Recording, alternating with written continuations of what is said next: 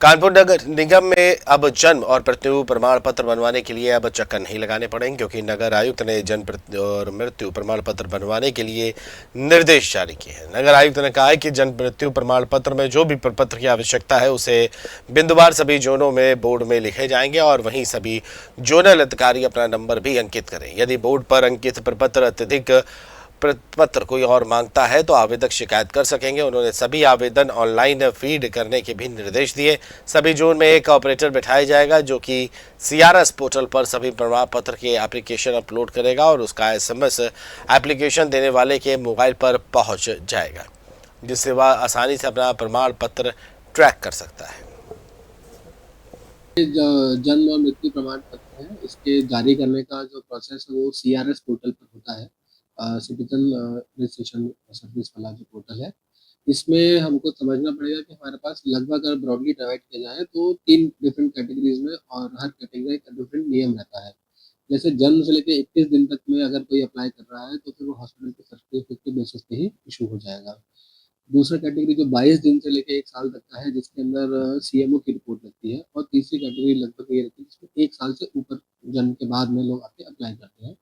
इसमें प्रॉपर जांच होती है, हियरिंग होती है और मजिस्ट्रेट के स्तर से इसमें एक ऑर्डर पारित होता है और उस ऑर्डर के बेसिस पर नगर निगम जो है वो इसमें इशू करता है।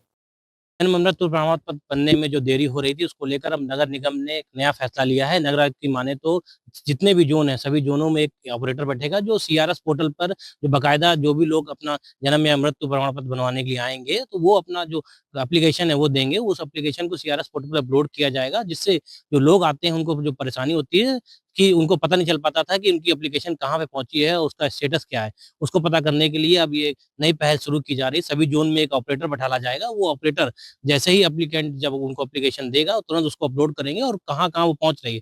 अधिकारी भी उसको ट्रैक कर सकते हैं और जो व्यक्ति उसको बनवाना चाह रहा है, उसके मोबाइल में तुरंत एक एसएमएस जाएगा, उस एसएमएस के माध्यम से वो उसकी डिटेल ट्रैक कर सकता है कि कहाँ जा रहा है। तो लगातार क्योंकि ये दिक्कतें आ रही थी कि जन्म मृत्यु प्रमाण बनने में 2 से 3 महीने, 4-4 महीने लग जा रहे थे और जो लोग हैं, वो लगातार भटकते रहते थे, पटल दर पटल भटकते रहते, लेकिन उनका समस्या का निस्तारण नहीं हो पा रहा था। अब इसको लेकर ये उम्मीद जताई जा रही है कि अगर इस प्रकार का फैसला जो नगर आयुक्त ने लिया है, अगर सही से एक बार करता है तो जनता को बहुत उससे राहत मिलेगी, क्योंकि अमूमन ये देखा गया है कि जो तुरंत के जो होते थे, क्योंकि 3 कैटेगरी में जन्म मृत्यु प्रमाण पत्र बनते हैं।